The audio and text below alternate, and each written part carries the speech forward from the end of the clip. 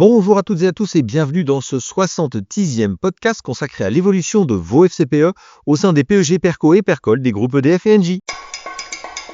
Soit dit en passant, écoutez l'analyse de la CFE Énergie sur l'actualité des industries électriques et gazières, sans bobards ni blabla. Comme d'habitude, je vais scinder mon propos en deux parties. La première concernera l'analyse du contexte économique mondial et la seconde, celle de vos FCPE pour le mois de février. Cette chronique mensuelle est assez compliquée à décrire, car à la fin du mois de février, le 28 très exactement, le conflit au Moyen-Orient n'avait pas commencé et la planète économique continuait de tourner sans facteur de déstabilisation majeur que j'évoquerai donc le mois prochain. Car jusqu'alors, tout n'allait pas si mal. La rotation sectorielle était toujours à l'œuvre au profit des titres sous-évalués et des moyennes capitalisations. Pendant ce temps, les obligations d'État américaines regardaient les marchés avec un œil plutôt impassible, le rendement du 10 ans s'offrant même le luxe de revenir à proximité de ses points bas de fin 2025.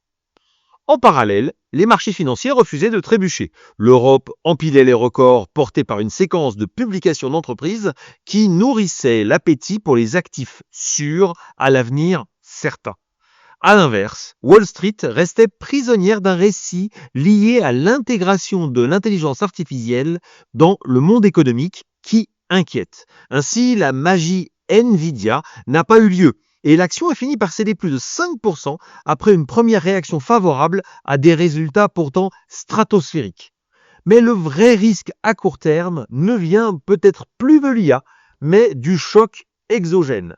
La guerre au Moyen-Orient va complètement rebattre les cartes et réveiller certains actifs tels que le dollar, les taux ou l'or et le pétrole.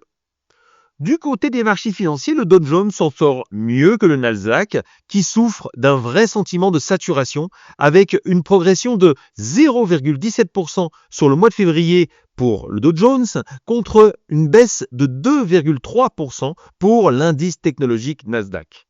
A l'inverse, le CAC 40 continue son envolée presque euphorique avec un gain de plus de 5,5% en un mois, suivi par l'indice large européen, l'Eurostoxx 600, qui progresse de 3,7%.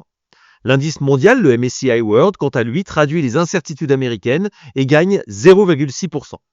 Pour terminer, le dollar reprend quelques couleurs avec un gain de 0,4%. Venons-en donc maintenant à nos FCPE qui sont tous en hausse, plus ou moins forte selon les actifs en portefeuille.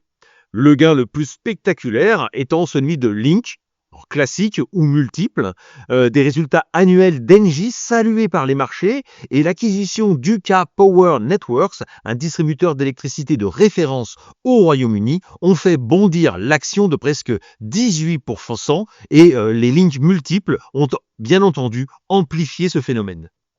Petit focus également sur le FCPE Ambition Planète Durable du groupe EDF, hors RTE, les salariés d'RTE ne peuvent pas y investir, qui continue sur sa belle lancée du mois de janvier avec une progression de plus de 7,5%. La thématique liée au développement durable et les résultats des sociétés détenues dans ce fonds sont salués par les investisseurs.